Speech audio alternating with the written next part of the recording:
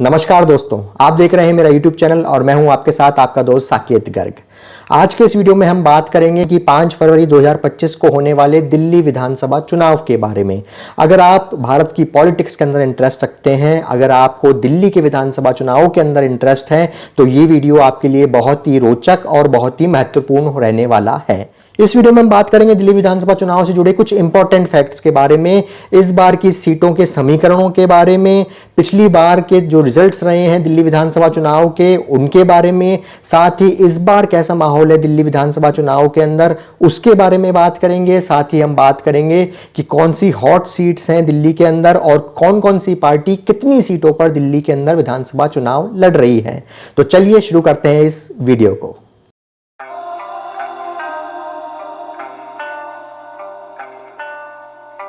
दिल्ली विधानसभा चुनाव के लिए 5 फरवरी 2025 को वोटिंग होगी। सिंगल फेज के अंदर सभी 70 सीटों के ऊपर वोटिंग होगी। दिल्ली के अंदर कुल मिलाकर 70 सीटें हैं, तो बहुमत का आंकड़ा कितना हुआ? 36 सीटें। और वहीं इसका रिजल्ट जो है 8 फरवरी 2025 को यानी कि 3 दिन बाद में आ जाएगा। अगर हम बात करें कुल वोटर्स की, तो कुल मिलाकर दिल्ली के अंदर 1.5 करोड़ से ज्यादा वोटर्स हैं, जिसके अंदर 83 लाख से ज्यादा मेल वोटर्स हैं और 71 लाख से ज्यादा फीमेल वोटर्स हैं। अगर अब हम बात करें कि इन 70 सीटों में से कौन कौन सी पार्टी कितनी सीटों पर चुनाव लड़ रही है, तो वहीं आम आदमी पार्टी जो है सभी 70 सीटों पर चुनाव लड़ रही है। कांग्रेस जो है वो भी सभी 70 सीटों पर चुनाव लड़ रही है। हालांकि अभी जो लोकसभा चुनाव हुए थे 2024 में, वहां पर आम आदमी पार्टी और कांग्रेस ने गठबंधन किया था और उन्होंने मिलकर लोकसभा का चुनाव लड़ा था। मगर इन विधानसभा चुनाव में दोनों अलग अलग चुनाव लड़ रहे हैं और दोनों जो है सभी 70 सीटों के ऊपर चुनाव लड़ रहे हैं। तो आम आदमी पार्टी सभी 70 सीटों पर चुनाव लड़ रही है, वहीं कांग्रेस उसके सामने सभी 70 सीटों पर चुनाव लड़ रही है। और वहीं अगर हम बात करें बीजेपी की, तो बीजेपी सभी 70 सीटों पर चुनाव नहीं लड़ रही है, वो 68 सीटों पर चुनाव लड़ रही है और 2 सीटें जो है उन्होंने अपने सहयोगियों को दी है। कौन कौन से सहयोगियों को दी है? एक तो दी है जेडीयू को और एक दी है एलजेपी रामविलास को, यानी कि चिराग पासवान की पार्टी को। और फूट अकेले इंडिया ब्लॉक के अंदर नहीं लगी है, केवल आम आदमी पार्टी और कांग्रेस ही अलग अलग चुनाव नहीं लड़ रही है, बल्कि बीजेपी की महाराष्ट्र में सहयोगी एनसीपी भी अलग से चुनाव लड़ रही है। जी हां, महाराष्ट्र के अंदर बीजेपी की सरकार के अंदर शामिल एनसीपी भी दिल्ली के चुनाव लड़ रही है और 30 सीटों पर उन्होंने अपने कैंडिडेट उतारे हैं। बीजेपी 68 पर लड़ रही है, 2 पर उसके सहयोगी जेडीयू और एलजेपी आर लड़ रही है। वहीं उनके सामने 30 सीटों के ऊपर बीजेपी की ही सहयोगी महाराष्ट्र के अंदर जो पार्टी है एनसीपी वो लड़ रही है। और साथ ही दिल्ली विधानसभा चुनाव के अंदर बहुजन समाजवादी पार्टी यानी कि बीएसपी सभी 70 सीटों पर चुनाव लड़ रही है और वहीं ओवैसी की एआईएमआईएम जो है 12 सीटों पर चुनाव लड़ती हुई नजर आ रही है। ये थे कुछ आंकड़े इस बार के दिल्ली के विधानसभा चुनाव से रिलेटेड। अब हम बात करते हैं कि पहले का ट्रैक रिकॉर्ड क्या रहा है दिल्ली के विधानसभा चुनाव का। हम बात करेंगे 2013 के विधानसभा चुनाव के रिजल्ट की, 2015 के चुनाव के रिजल्ट की और 2020 के चुनाव के रिजल्ट की।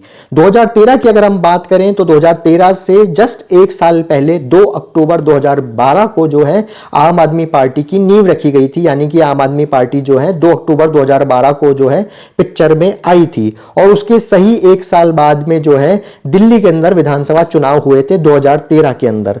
और मात्र 1 साल 1 महीने पुरानी पार्टी ने दिल्ली के विधानसभा चुनाव में 2013 के अंदर 28 सीटें हासिल की थी। वहीं बीजेपी को 2013 के अंदर 31 सीटें मिली थी और कांग्रेस जो पिछले 3 बार से लगातार दिल्ली के अंदर सत्ता में काबिज थी, उसे मात्र 8 सीटें मिली थी। ये सब मैं आपको आंकड़े बता रहा हूं 70 सीटों के। 70 सीटों में से 2013 के अंदर आम आदमी पार्टी को 28 सीटें मिली थी, बीजेपी को 31 और कांग्रेस को 8 सीटें मिली थी। 2013 के अंदर जैसा कि मैंने आपको बताया कि बीजेपी सबसे बड़ी पार्टी थी और आम आदमी पार्टी जो है सेकंड नंबर पे रही थी, लेकिन आम आदमी पार्टी और कांग्रेस ने मिलकर जो है उस समय सरकार बनाई थी। जी हां, उसी कांग्रेस के साथ में आम आदमी पार्टी मिली थी जिसका विरोध कर करके, जिसका देश भर में विरोध कर करके, ना केवल दिल्ली में पूरे देश भर में विरोध कर करके आम आदमी पार्टी ने अपनी पार्टी की नींव रखी थी और वो सत्ता की तरफ आगे बढ़ रहे थे। तो उसके बाद में 2015 के अंदर एक बार फिर से दिल्ली के अंदर विधानसभा चुनाव होते हैं और इस बार पिक्चर टोटली बदल जाती है। कैसे बदल जाती है? आम आदमी पार्टी को 2015 के विधानसभा चुनाव में मिलती है लैंडस्लाइड विक्ट्री, यानी कि 67 सीट्स। जी हां, 70 में से 67 सीट जो है आम आदमी पार्टी जीत जाती है। बीजेपी के खाते में आती है मात्र 3 सीट और कांग्रेस के खाते में आती है 0। इसके बाद में अब बात करते हैं 2020 के विधानसभा चुनाव की। तो 2020 के विधानसभा चुनाव के अंदर आम आदमी पार्टी जीतती है 62 सीटें। जी हां, 70 में से 62 सीटें, उसकी कुछ सीटें कम होती है, मगर फिर भी ये लैंडस्लाइड विक्ट्री ही है कि आप 70 में से 62 सीटें जीत रहे हैं। वहीं बीजेपी के खाते में आती है 8 सीटें, 3 से उनकी सीटें बढ़कर 8 हो जाती है। और वहीं कांग्रेस के खाते में आती है 0 सीट। तो ये था दिल्ली के लास्ट 3 विधानसभा चुनाव का रिजल्ट कि लास्ट 3 विधानसभा चुनाव के अंदर दिल्ली में क्या रिजल्ट रहा है। उनमें से 2 विधानसभा चुनाव यानी कि 2015 और 2020 के अंदर तो इतना रोचक रिजल्ट रहा है कि आम आदमी पार्टी ने 2015 में 67 सीटें जीती और एक बार 62 सीटें जीती। वहीं बीजेपी जो है सिंगल डिजिट में रही, एक बार उन्होंने 3 सीट जीती और एक बार 8 सीटें जीती। और वहीं कांग्रेस तो इन दोनों से भी आगे रही और उसने मात्र 0 सीटें जीती दोनों ही विधानसभा चुनाव के अंदर। ये वही कांग्रेस है जिसने 1998 से लगातार 2013 तक दिल्ली की सत्ता के ऊपर अपना राज चलाया। और जब हम पुराने हिस्टोरिकल डेटा से दिल्ली के विधानसभा चुनाव का मूड समझ रहे हैं तो इसमें बात करनी पड़ेगी लोकसभा चुनाव की भी। तो लास्ट जो 3 लोकसभा चुनाव हुए हैं, 2014 का लोकसभा चुनाव, 2019 का लोकसभा चुनाव और पिछले साल हुआ 2024 का लोकसभा चुनाव। अगर हम इन तीनों लोकसभा चुनाव की बात करें तो इनमें केवल एक ही आंकड़ा है। क्या आंकड़ा है कि इन तीनों लोकसभा चुनाव के अंदर बीजेपी ने सभी 7 की 7 सीटें जीती हैं। जी हां, 2014, 2019 और 2024 इन तीनों लोकसभा चुनाव के अंदर बीजेपी ने दिल्ली में 7 की 7 सीटें जीती थी। आम आदमी पार्टी के खाते में आया था 0 और कांग्रेस के खाते में आया था 0। जबकि पिछली बार यानी कि 2024 के पिछले साल के लोकसभा चुनाव के अंदर आम आदमी पार्टी और कांग्रेस ने गठबंधन भी किया था। आम आदमी पार्टी ने 7 में से 4 पर और कांग्रेस ने 7 में से 3 पर चुनाव लड़ा था, मिलकर चुनाव लड़ा था। फिर भी हो गया था उनका डब्बा गोल। तो ये थे कुछ हिस्टोरिकल डेटा दिल्ली के अंदर पिछले 3 विधानसभा चुनाव और पिछले 3 लोकसभा चुनाव के। इन हिस्टोरिकल डेटा से आपको क्या समझ में आ रहा है, आपके माइंड में क्या पिक्चर बन रही है, मुझे नीचे कमेंट करके जरूर बताइएगा। और इस वीडियो में हम आगे बढ़ते हैं उससे पहले आपसे रिक्वेस्ट है कि अगर आपने अभी तक मेरे चैनल को सब्सक्राइब नहीं किया है तो वो सब्सक्राइब का बटन दबा दीजिए।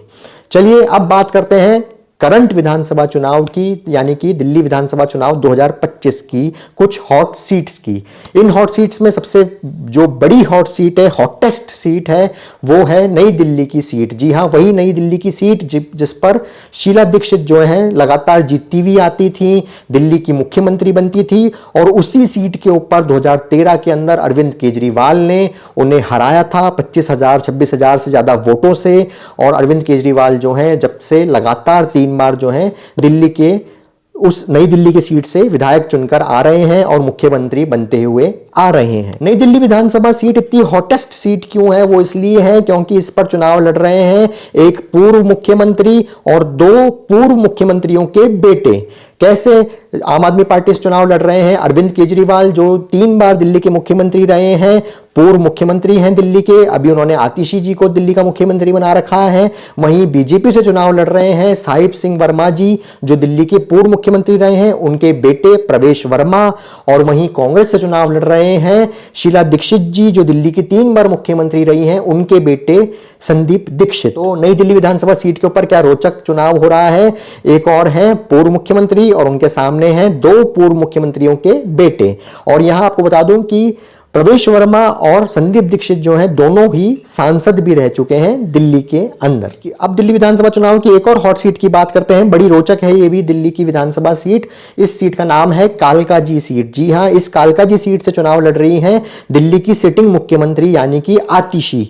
आतिशी जो है आम आदमी पार्टी में अभी दिल्ली की सिटिंग मुख्यमंत्री हैं, वो चुनाव लड़ रही हैं वहां से। उनके सामने चुनाव लड़ रही हैं कांग्रेस से अलका लांबा। अलका लांबा वो हैं जो कांग्रेस की राष्ट्रीय महिला अध्यक्ष रह चुकी हैं, साथ ही वे दिल्ली यूनिवर्सिटी के अध्यक्ष रह चुकी हैं, एनएसयूआई की तेज तर्रार नेता रह चुकी हैं। और वो 2015 के अंदर आम आदमी पार्टी के बैनर तले दिल्ली के अंदर विधायक भी रह चुकी हैं। और साथ ही अगर हम बात करें बीजेपी की तो बीजेपी से चुनाव लड़ रहे हैं विधूड़ी जी। जी हां, वही विधूड़ी जी जिन्होंने कुछ समय पहले आतिशी को लेकर एक आपत्तिजनक बयान भी दिया था। और वही विधूड़ी जी जो बीजेपी के इन दिनों चर्चित चेहरे हैं और 2 बार दिल्ली से सांसद भी रह चुके हैं।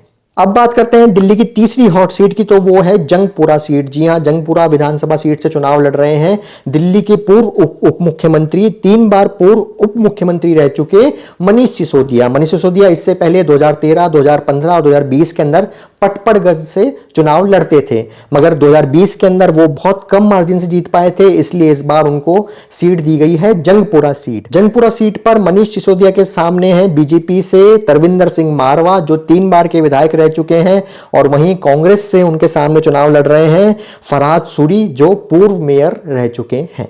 वहीं अब बात करते हैं एक और हॉट सीट की, वो हॉट सीट है पटपड़गंज की सीट। जी हां, वही पटपड़गंज की सीट जहां पर पिछले 3 विधानसभा चुनाव से मनीष सिसोदिया चुनाव जीत रहे थे और दिल्ली के उप मुख्यमंत्री बनते हुए आ रहे थे। इस बार इस सीट से, जैसे मैंने आपको पहले ही बताया कि मनीष सिसोदिया हट गए हैं, उनकी जगह आम आदमी पार्टी ने टिकट दिया है। आम आदमी पार्टी के अंदर नए आए सोशल मीडिया की एक सेंसेशन, यूपीएससी के मशहूर टीचर अवध ओझा। जी हां, पटपड़गंज सीट से इस बार आम आदमी पार्टी के टिकट पर चुनाव लड़ रहे हैं अवध ओझा। उनके सामने बीजेपी ने खड़ा किया है रविंदर सिंह नेगी को, जो मौजूदा निगम के अंदर पार्षद हैं, और वहीं कांग्रेस ने खड़ा किया है पूर्व प्रदेश अध्यक्ष अनिल चौधरी को। तो चलिए, ये तो बात हुई दिल्ली की कुछ हॉट सीट्स की। अब बात करते हैं कि इस बार दिल्ली के अंदर कैसा माहौल दिख रहा है। देखिए, आम आदमी पार्टी, जैसा मैंने आपको बताया कि पिछले 3 विधानसभा चुनाव से जो है आम आदमी पार्टी दिल्ली के अंदर सत्ता पर काबिज है।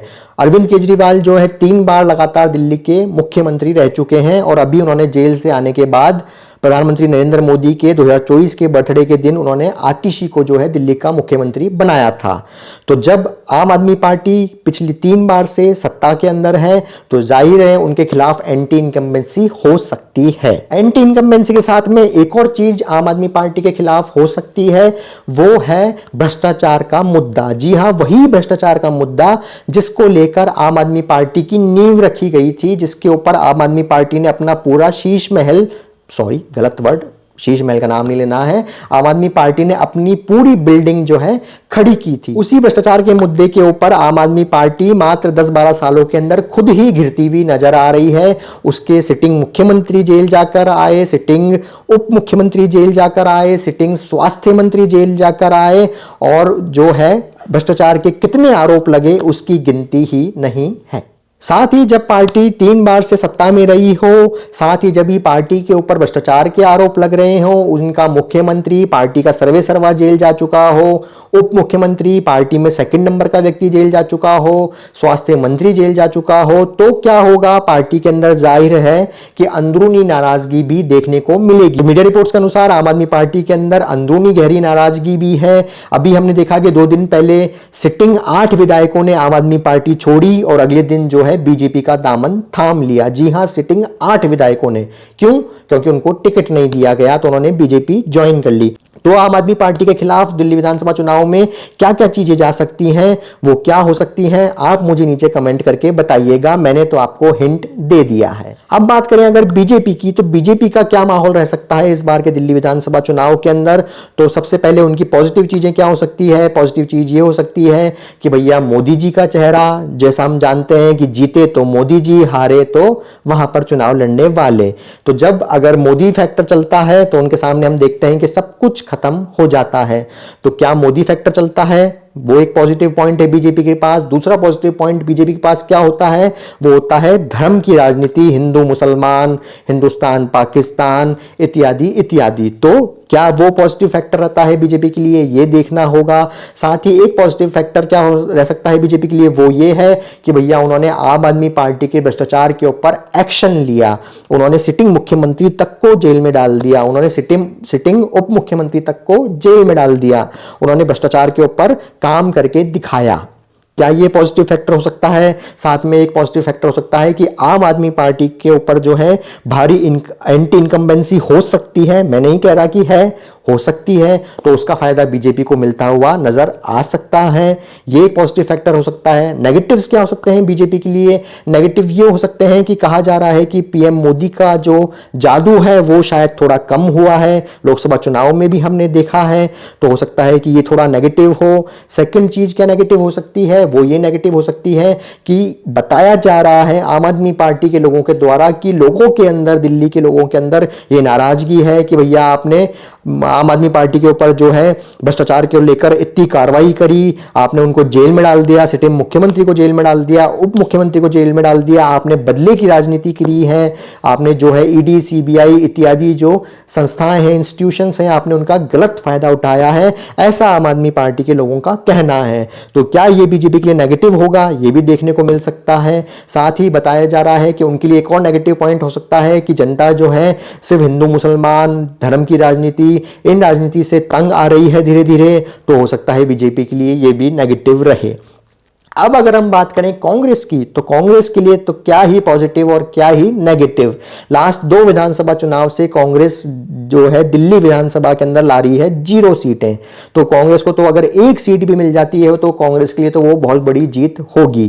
कांग्रेस के लिए पॉजिटिव्स क्या हो सकते हैं कि भैया कांग्रेस के अंदर फिर एक नई जान फूंकी गई है। 2024 के लोकसभा चुनाव के रिजल्ट्स ने, राहुल गांधी की भारत जोड़ो यात्रा ने कमाल करके दिखाया था, ऐसा कहा जाता है। साथ ही कहा जाता है कि कांग्रेस के अंदर जो अभी मुद्दे उठाए जा रहे हैं कि भैया ओबीसी वाला, SC ST वाला, क्या वो पॉजिटिव रह सकते हैं, या जो राहुल गांधी बार बार कॉन्स्टिट्यूशन करते हैं, अडानी करते हैं, क्या ये मुद्दे पॉजिटिव रह सकते हैं, या जो एक सहानुभूति है कांग्रेस के साथ में कि भैया देखिए लास्ट 2 बार से जो है कांग्रेस की 0 सीटें आ रही है, फिर भी कांग्रेस जो है पूरी फाइट देती है दिल्ली के अंदर, क्या ये जो है कांग्रेस के लिए पॉजिटिव रह सकते हैं। वहीं अगर कांग्रेस के नेगेटिव्स की बात करें तो नेगेटिव्स यही है कि कांग्रेस के संगठन की हालत हम दिल्ली के अंदर देख चुके हैं। दिल्ली के पूर्व प्रदेश अध्यक्ष जो है कांग्रेस के लवली, वो बीजेपी से चुनाव लड़ रहे हैं। संगठन की हालत कैसी है वो सबको मालूम है। साथ ही लोग, अब कहा जा रहा है मीडिया रिपोर्ट्स के अनुसार, दिल्ली के लोगों से जो हम बात कर पा रहे हैं उनके अनुसार,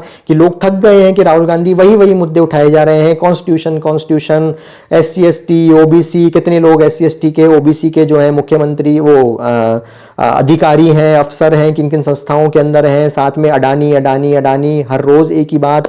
तो लोग कह रहे हैं कि भैया हमारे लोकल मुद्दों पर बात करो, हमारे मुद्दों पर बात करो कि हमें क्या मिलेगा अगर कांग्रेस सत्ता में आती है, तो हमारी किन बेसिक नीड्स की बात करो, हमारी किन जो रोजमर्रा की प्रॉब्लम्स हैं उनका क्या सॉल्यूशन मिलेगा, इसकी बात करो। तो ये मैंने आपको बताए कुछ पॉजिटिव्स और कुछ नेगेटिव्स आम आदमी पार्टी के लिए जो हो सकते हैं, बीजेपी के लिए जो हो सकते हैं, और कांग्रेस के लिए जो हो सकते हैं। वहीं अगर हम बात करेंगे दिल्ली विधानसभा चुनाव के अंदर क्या रिजल्ट रह सकता है, 8 फरवरी को जो रिजल्ट आ रहा है तो क्या रिजल्ट रह सकता है, उसके बारे में हम बात करेंगे चुनाव निमट जाने के बाद में। लेकिन आप एक काम कर सकते हैं कि आप मुझे आपके आकलन के हिसाब से और मैंने जो आपको जानकारी दी है उसके हिसाब से नीचे कमेंट करके बताइए कि आपको क्या लगता है कि इस बार दिल्ली के अंदर किसकी सरकार बनने वाली है। क्या लगातार 4थी बार आम आदमी पार्टी की सरकार बनने वाली है, क्या अरविंद केजरीवाल एक बार फिर मुख्यमंत्री बनने वाले हैं, या इस बार जो है बीजेपी जो है आम आदमी पार्टी का किला जो है